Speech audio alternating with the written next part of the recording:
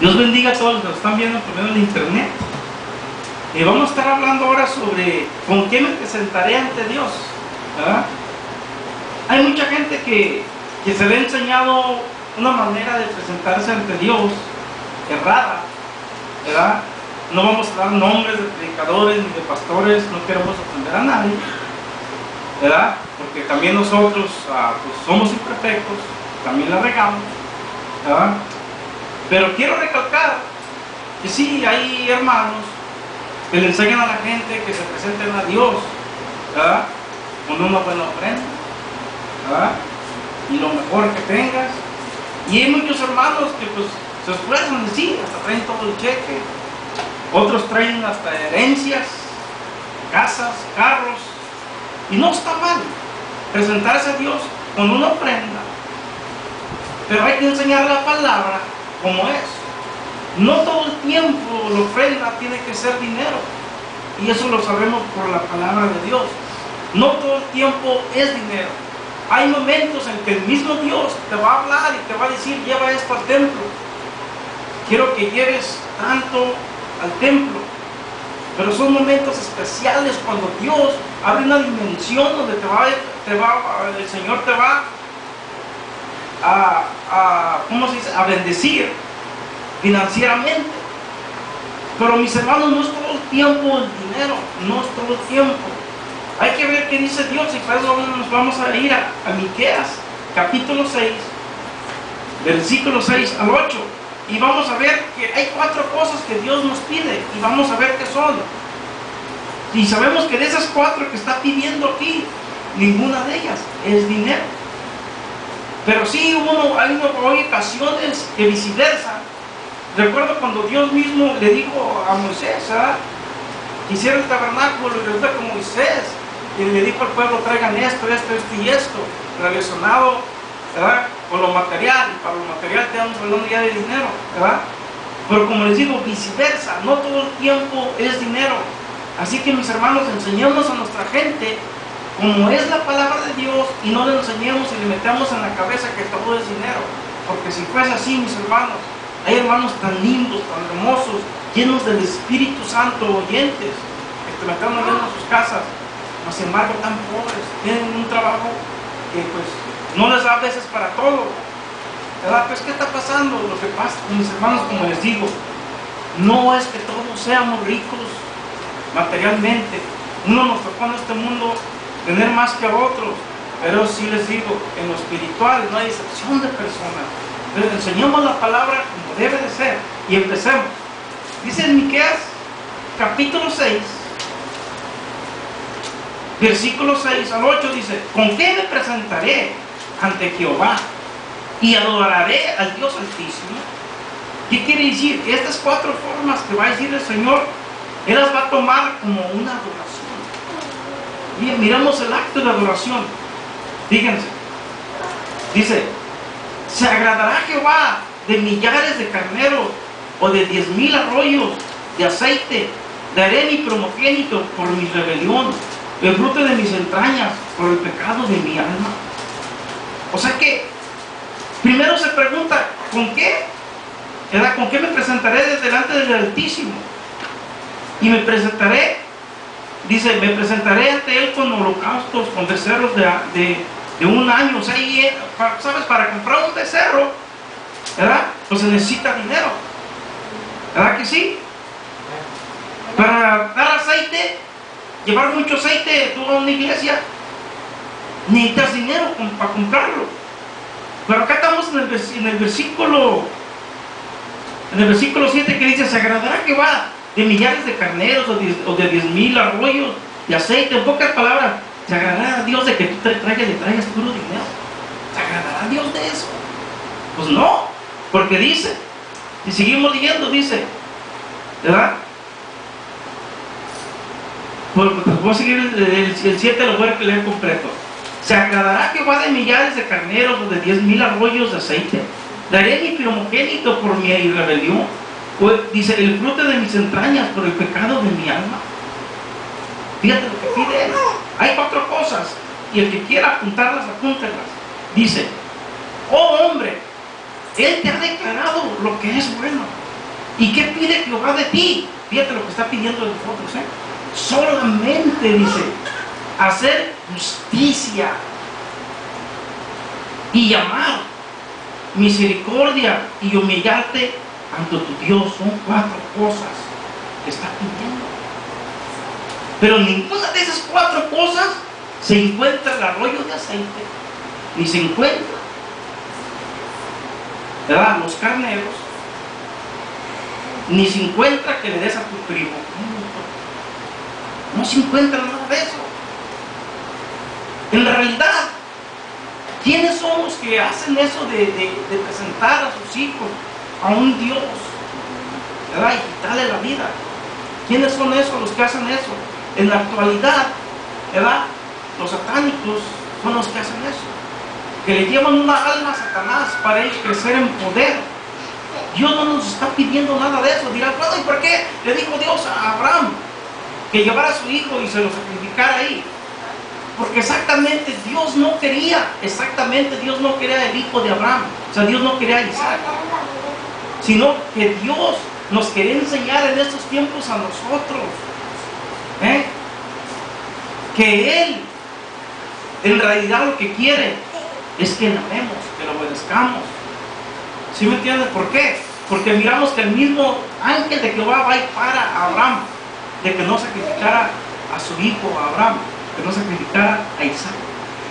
Entonces Dios no quiere esos sacrificios tampoco, sino que Dios quiere estas 4 cosas. Oh, hombre, Él te ha declarado, o sea, nos ha declarado, una declaración que hizo Dios, y dice lo que es, dice, oh hombre, Él te ha declarado lo que es bueno. ¿Y qué pide?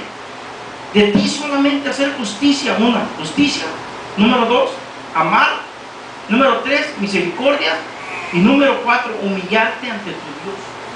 Eso es lo que nos está pidiendo. Y para eso vamos, hay muchos versículos de la Biblia, pero para no alargar esta predicación, ¿verdad?, agarré pocos versículos. Y para eso, mis hermanos, vamos a mirar, ¿verdad?, hablando sobre la justicia. Vamos a ir por puntos. Vamos a ir por el punto número 1. Y para eso vamos a ir a Salmos 37, versículos 28 al 29. Y vamos a hablar sobre la justicia, que es lo primero una de las cosas que recalca Dios aquí en Miqueas. Y para eso vamos a ir a Salmos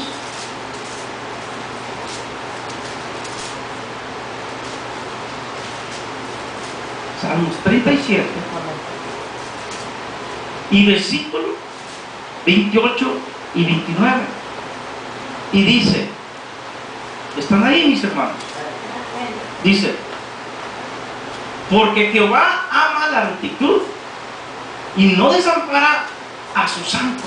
Entonces, ¿qué quiere decir ama la rectitud? Que ama la justicia.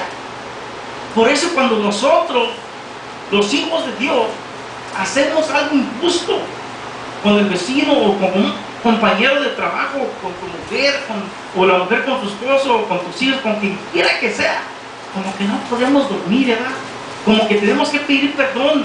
Estamos intranquilos porque somos hijos de un Dios justiciero. Por lo tanto, nosotros tenemos que ser justos también, ¿verdad? Y dice el 28, porque Jehová ama la rectitud, o sea, la justicia, y no desampara a sus santos.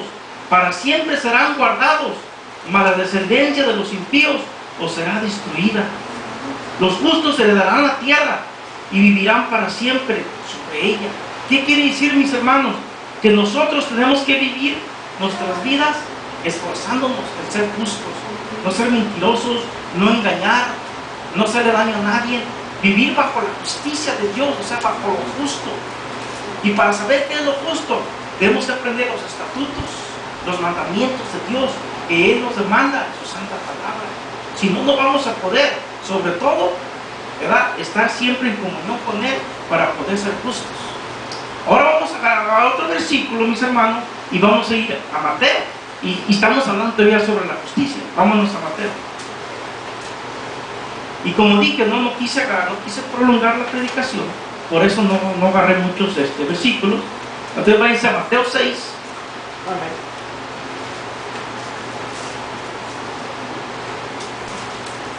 Mateo 6, versículo 33 Y dice: mas buscad primeramente el reino de Dios y su justicia, y todas estas cosas os serán añadidas. O sea, en pocas palabras, mis hermanos, que Dios nos demanda primeramente que busquemos ser justos. Fíjate lo importante que es para Dios, que busquemos el reino de Dios. Y cuando ya lo hayas encontrado, o cuando Dios ya te haya encontrado, mejor dicho, tú practicas la justicia. Y para practicar la justicia tienes que ser un estudioso de la Biblia. ¿Por qué? Porque si no, no vas a saber lo justo. Necesitamos aprender los mandamientos de Dios, sus estatutos, su palabra, mis hermanos, ¿verdad? Entonces, mis hermanos, si nosotros obedecemos todo esto, quiere decir, mis hermanos, que Dios nos tiene una promesa. Fíjense la promesa que nos tiene. Mas como leí, mas buscar primeramente el reino de Dios y su justicia, y todas estas cosas os serán añadidas. O sea, si tú le obedeces, Él te promete. El Señor nos promete o nos dice, ¿verdad?, que Él nos va a añadir todo lo que necesitemos. No vas a carecer, mi hermano, tú, en pocas palabras, de comida. Ahorita en estos tiempos hay mucha vanidad. Dios no está hablando de vanidades, sino Dios te está hablando de que va a suplir lo necesario. Pero para eso hay que vivir en justicia. Y para eso vamos a ir a ver otro versículo, que es Primera de Juan. Busquen Primera de Juan, versículo 3, capítulo 3. Y estamos en la justicia todavía. Primera de Juan, capítulo 3, versículo 10. Dice: en esto se manifiestan los hijos de Dios y los hijos del diablo. Ay, qué fuerte está esta palabra, ¿verdad? Pero es la verdad. En esto se manifiestan los hijos de Dios y los hijos del diablo. Todo aquel que no hace justicia y que no ama a su hermano no es de Dios. Fíjate cómo encaja con lo que acabamos de leer. Que busques primero el reino de Dios y su justicia. En pocas palabras, si tú estás bajo el reinado de Dios según tú, pero si no estás viviendo justamente, te consideras hijo del diablo y no de Dios. ¿Por qué? Porque tú dices: yo soy cristiano, pero andas adulterando, andas echando pleito, andas echando mentiras, andas viviendo una vida fuera de Dios. Entonces Dios te dice: no eres mi hijo, eres hijo del diablo. ¿Sí me entiendes? Entonces por eso está bien claro, está diciendo: en esto se manifiestan los hijos de Dios y los hijos del diablo. En pocas palabras, en esto se va a saber quién es quién. Dice: todo aquel que no hace justicia y que no ama a su hermano no es de Dios. Hay hermanos que dicen que son cristianos y hacen taxis. Son vendedores, pero venden carro por libre.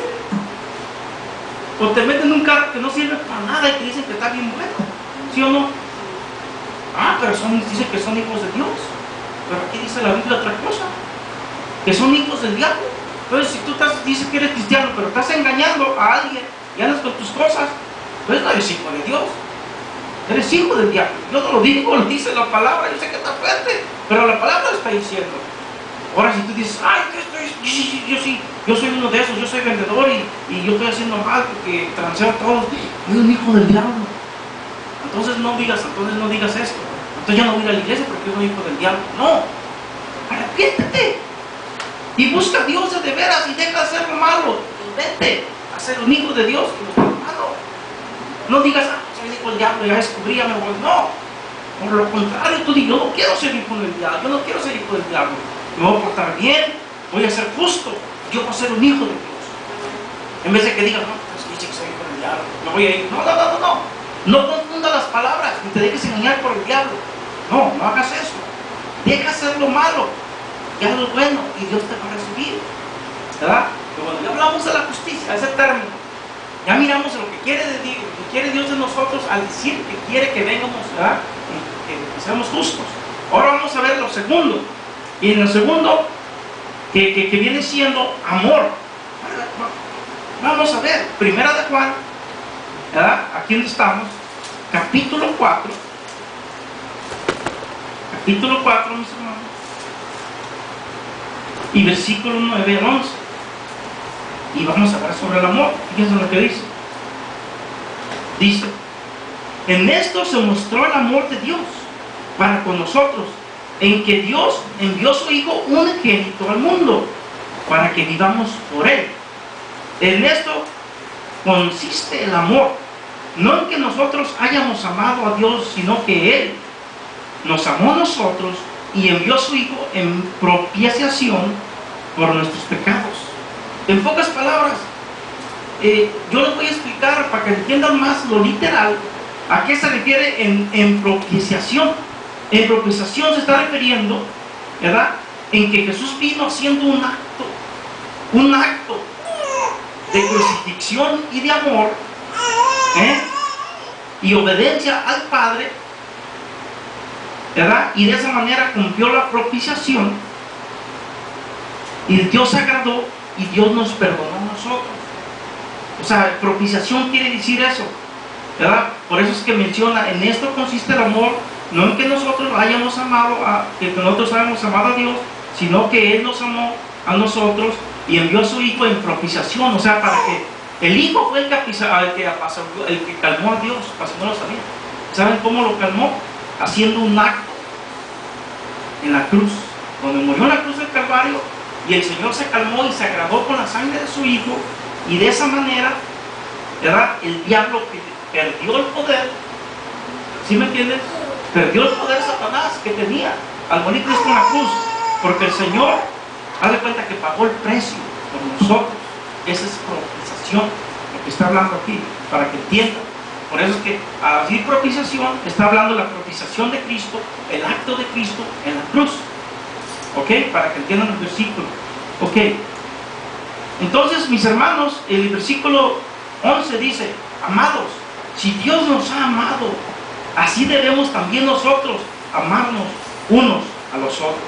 En pocas palabras, si tú tienes tu poder, hermano mío, está, y si tú tienes hermanos en la carne, tienes tíos, tienes primos, y entre ellos se odian, entre ellos no se quieren, pero resulta que tú tienes gracia de Dios y todos te respetan. Entonces, ¿qué va? Tú tienes el poder de decirle a tu hermano, perdona, hombre. Y tú haces un acto de propiciación, sacrificas tu tiempo para hablarles a todos y calmar la tempestad y que entre ellos se la lleven bien. ¿Tú qué hiciste tú? Tú le dijiste a tu esposa, ¿sabes qué, mija? Vamos a ir a la casa de mi hermano. No le hace que gastemos un día, 2 días, meses, años, vamos a estar yendo y vamos a estar llevando la paz en esa casa. Vamos a sacrificar un poco de nuestro tiempo. Va a ser el propicio tú. Y vas a mirar resultados, y al rato vas a ver que tus hermanos se van a hablar uno al otro y se la va a llevar bien. Y un día van a decir, de veras que nuestro hermano vino en propicio por nosotros. Yo creo que vamos a tener que ir a su iglesia de él, porque hay algo en esa iglesia. Pero si nosotros, mis hermanos, nos importamos a nosotros mismos, pues no somos hijos de Dios, porque esos actos no son del Señor, ¿verdad? Entonces, yo sé que lo que estoy hablando hay gente que ya lo ha hecho, ya ha visto resultados en su familia, ya los ha visto, ¿cómo no? ¿Verdad? Ahora vamos a mirar, mis hermanos, Deuteronomio, que es la última cita, que hablando aquí del amor, Deuteronomio 7. Váyanse a Deuteronomio 7. Y en Deuteronomio 7, versículo 9, ¿están ahí? 7:9, dice así, dice, conoce pues que Jehová tu Dios es Dios fiel, que guarda el pacto y la misericordia a los que le aman y guardan sus mandamientos hasta 1000 generaciones. En pocas palabras, mis hermanos, si tú eres un amador de Dios, hasta el último día de tu vida en este mundo, Dios va a estar contigo, apoyándote en todo, porque todo lo que tú hagas va a florecer, porque estás haciendo cosas buenas. ¿Sí me entiendes? Así que, mis hermanos, tenemos que aprender a amar así como Dios nos ama. Amemos a los que no nos aman, porque es lo que demanda Dios. Dios demanda que amemos a uno de nuestros enemigos. Mas, sin embargo, fíjense lo que les voy a decir: desobedecemos. Y lo digo, me cuento yo entre todos. Soy el primero en contarme que si alguien me ofende, para pronto me defiendo y yo también ofendo. Si alguien me hiere, para pronto yo también hiero, hablando con la boca. Entonces, ¿dónde está el amor? Somos buenos para amar a nuestros hijos, a nuestra madre, a nuestros hermanos, pero aún a tu madre y a tu hermano, si tu padre llega y te regaña y te pega sin razón, pues presente contra él. O contra hermanos, si es un hermano que te llega y te pega y te dice, te caes gordo, tú eres cristiano. Y le contestas, tú también te caes igual, y se pelean ahí, olvidándote que él no conoce a Dios y tú sí lo conoces y tienes que tener amor. Si tú reaccionas como Dios quiere que reacciones, y el que llegó a un hermano en la cara, te llegó, te trató mal y hasta te dio una cachetada de la nada, y tú dices, hermano, ¿qué pasó? Mira, hermano, yo te amo, no me hagas eso. Ah, cállate, me caes con el cristalito, y te da otra cachetada. Ahí tú vas a poner otra cacheta y le vas a decir, no, ¿sabes qué? Somos hijos de la misma madre, somos hijos del mismo padre, ¿cómo te va a golpear, hermano mío? Ahí va a quedar todo, pero en la noche yo te aseguro que tu hermano no va a poder dormir, porque hay una ley que está en todo el mundo, desde la fundación de la tierra. Hay una ley que se llama la ley de la conciencia, que ya nadie predica de eso, ni hay nada de eso, pero es una ley que se llama la ley de la conciencia, y esa ley está tanto en el impío como en el no impío. ¿Por qué? Porque por causa de esta ley que está, mis hermanos, voy a decir un poco de un misterio, les voy a decir, un misterio. Por esa ley, mis hermanos, que Dios nos puso desde el principio, por esa ley es que nosotros podemos tener el libre albedrío.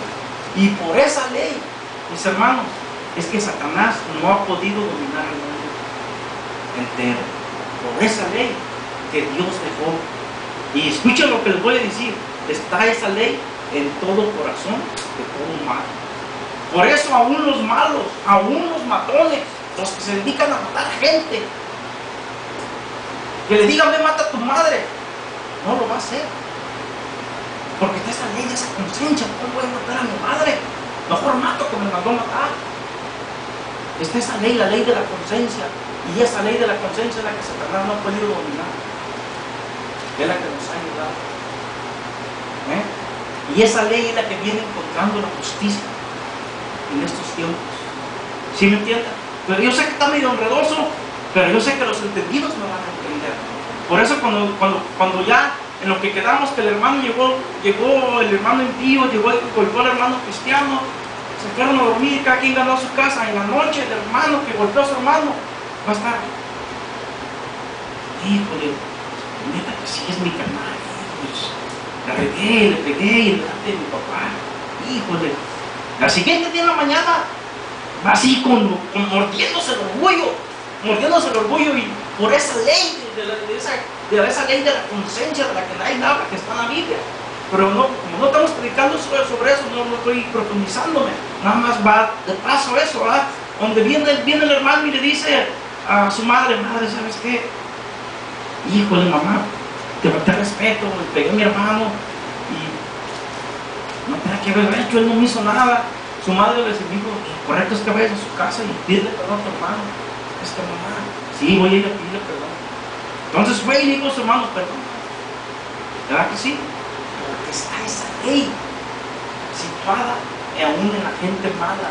Porque por causa de esa ley, esa gente mala viene a ser hijo de Dios y busca. ¿Están entendiendo? Ok, ya leímos sobre el amor, ¿verdad? Entonces, es muy importante que entendamos que el amor debe estar en nosotros, ¿verdad? Y en eso se van a conocer los hijos de Dios, en el amor, en eso. ¿Sí me entienden?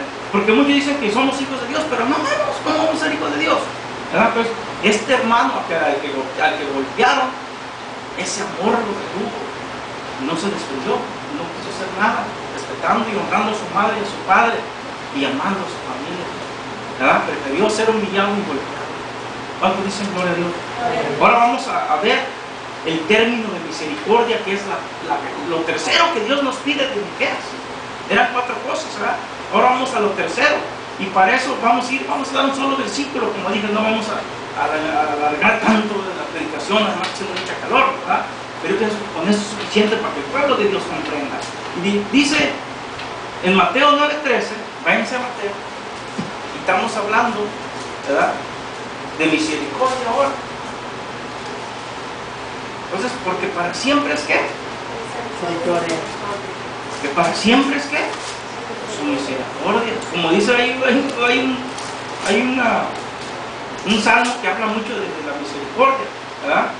Dice, porque para siempre es su misericordia, porque para siempre es su misericordia. ¿Sí? Que sí. Entonces dijimos que era Mateo 9, ¿verdad? Mateo 9,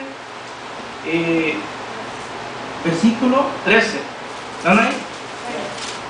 Y dice de esta manera, dice: id pues y aprended lo que significa misericordia quiero, y no sacrificio, porque no he venido a llamar a justos, sino pecadores al arrepentimiento. En pocas palabras, aquí Jesús está hablando bien duro.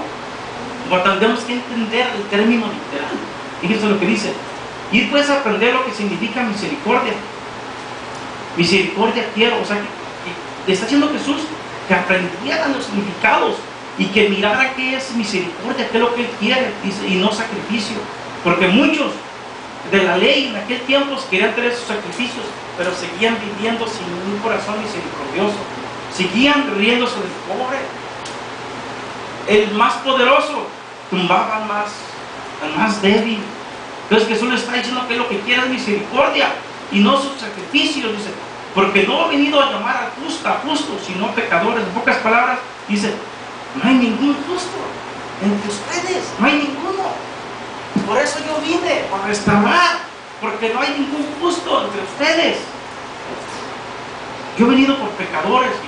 Y díganme, ustedes, ¿quién puede decir en toda la faz de la tierra?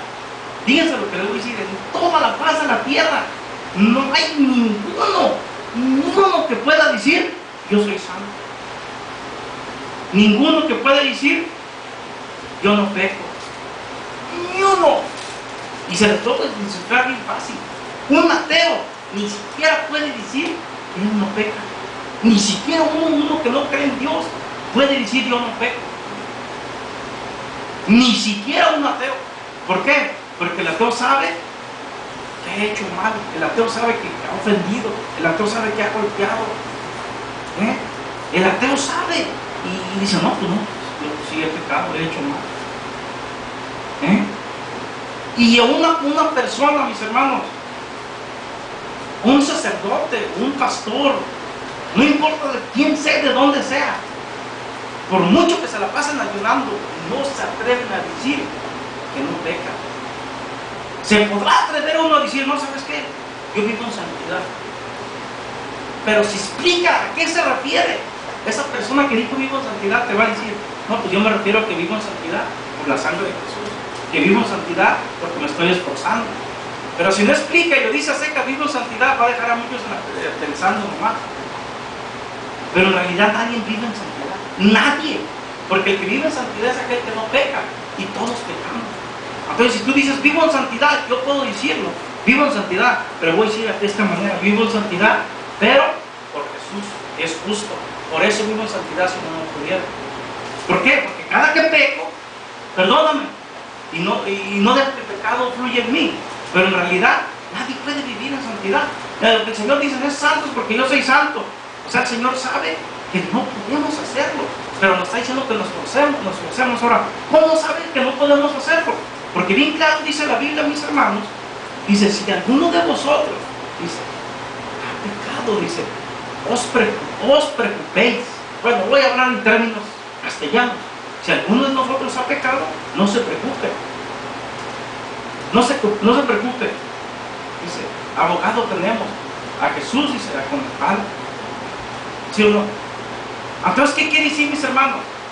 Aquí le está hablando a la iglesia, no está hablando a los impíos, le está hablando a la iglesia. Que no nos preocupemos si hemos pecado. Dice, porque abogado tenemos. ¿Por qué está diciendo esto? Porque muchos pecan y ya se quieren ir al mundo porque dicen, no, ya pequé, ya la regué.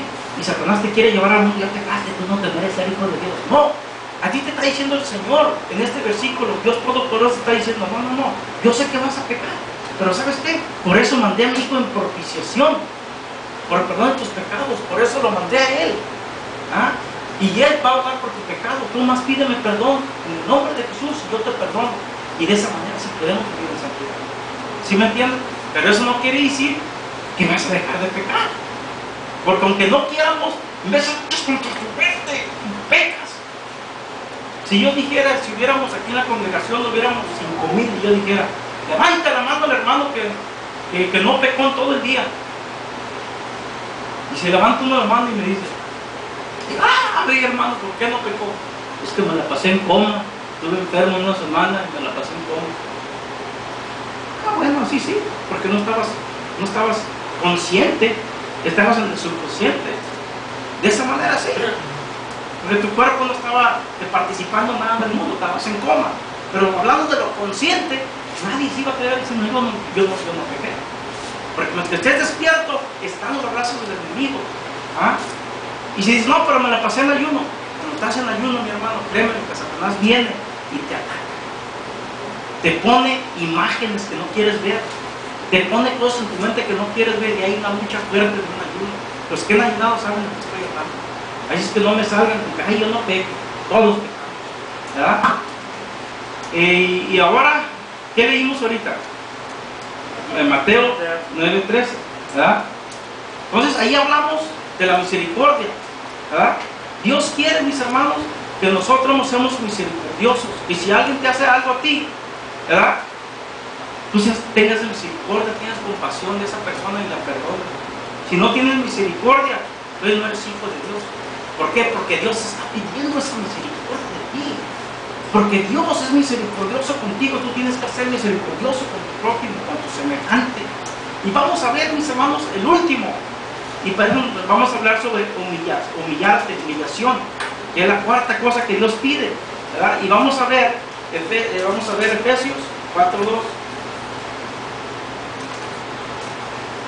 Y en Efesios 4:2 dice, puedo leer 4:1 al 2, dice, yo pues preso en el Señor, hablando Pablo, yo pues preso en el Señor, os ruego que andéis como es digno de la vocación con que fuisteis llamados, con toda humildad y mansedumbre, soportándonos con paciencia los unos a los otros en amor. O sea que dice con humildad. Si no vamos a tener humildad, mis hermanos, no vamos a ser capaces de tener compasión, de tener amor, no nada. Claro que lo primero que Dios nos pide es que seamos amorosos, de ahí nace todo, ¿verdad? Pero tenemos que entender que nosotros tenemos que ser humildes. ¿Sí me entienden? Porque no estoy hablando no confundan esta palabra de humildes y antes dice que tengo que ser muy pobre, tengo que comer veces no. Humilde de espíritu, mi hermano. No ser, ¿cómo se dice? Orgulloso, no ser vanidoso. Vamos a ver, mis hermanos, el último versículo que está en Santiago, que muchos hermanos se lo saben de memoria, la verdad. Y vamos a ver Santiago, capítulo 4, versículo 10.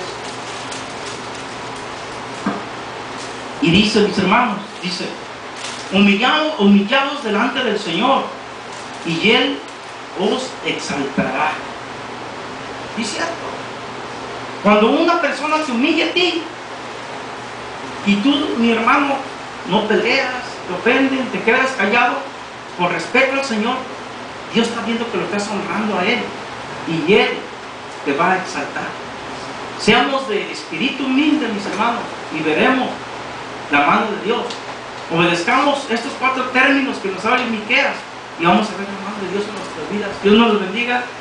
Hasta la próxima.